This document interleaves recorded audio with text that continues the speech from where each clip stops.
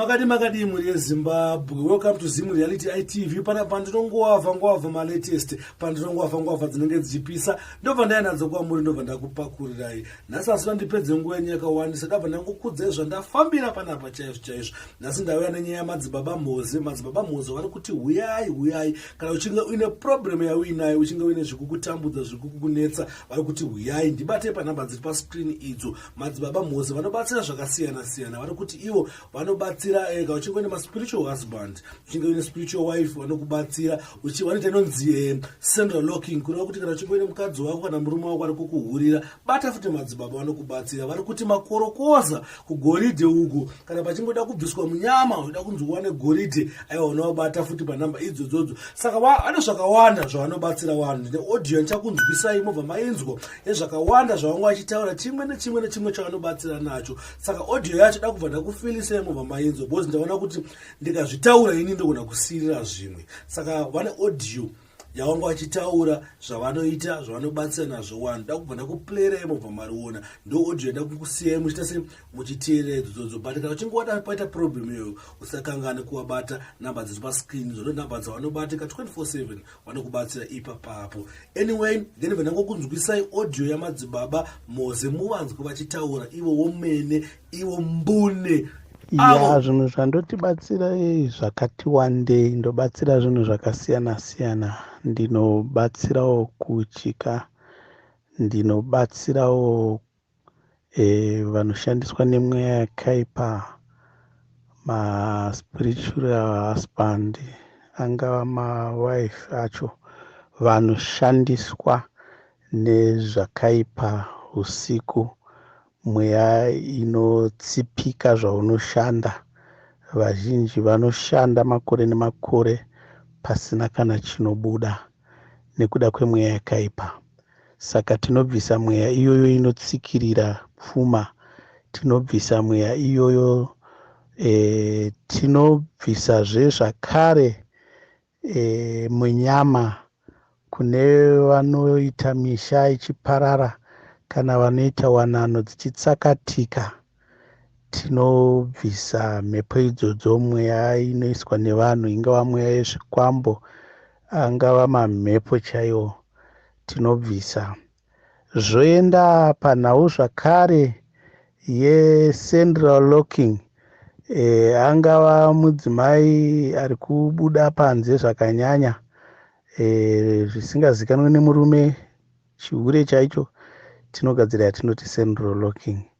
Kana angava murume chaiye, vese vanhu ivava vanoti murume nemukadzi, tinogadzira inonzi central locking, yekuti munhu haabude panze achinoita zvimwe zvinhu.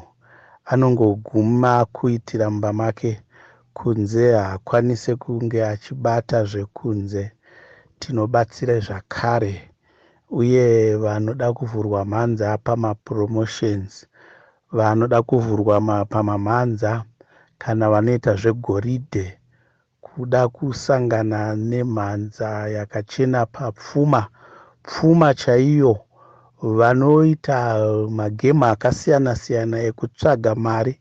Mwane mhanza, vazhinji vane mhanza dzekuita mari, kunyange angotamba kagemu, but kune mhepo dzinotsikirira. Tinovabatsira futi zvakare.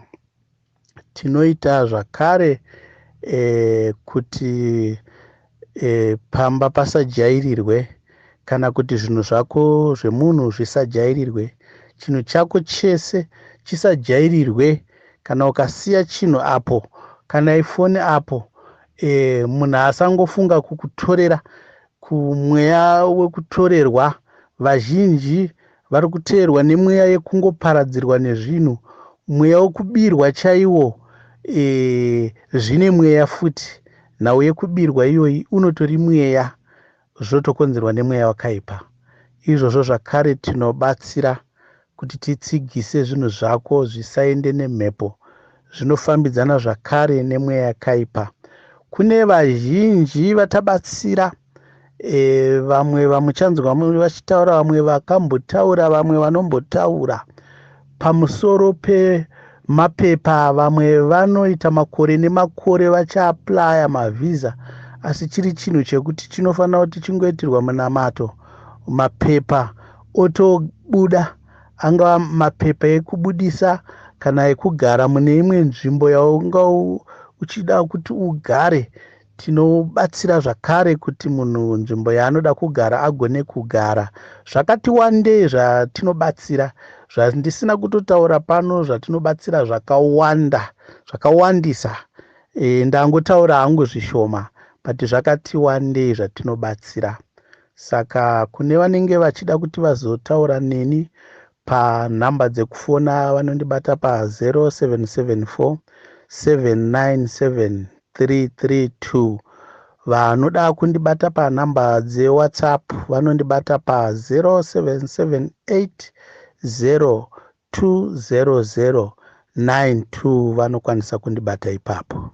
Mawanzwa Madzibaba Moze vataura zvakawandisa, vati kana uchinge neproblem yakadai neyakadai watabatsira maproblem, wati even zvawatotaura zvishoma pane zvavanobatsira. Saka iwewe kana uchinge neproblem yako usatye, usateta kuvabata, wabate panhamba dziri pascreen idzodzo, obva walinga waudza kuti Madzibaba ine problem yangu yakamira so ndokwanisa kubatsirika sei, ende vari kubatika pafoni 24/7. Bozi mazuva nyaya dzecovid and stuff, unotobata pafoni vanobva kubatsira ipapo. Thanks for watching. My name is DJ Speaks. Ndiripo pana pazimuriyality ITV. Pandinongwavha malatest, pandinongwavha zvinenge zvichipisa, pandinouya nezvekuti tibatsirane inini newe. Ndatenda zvangu.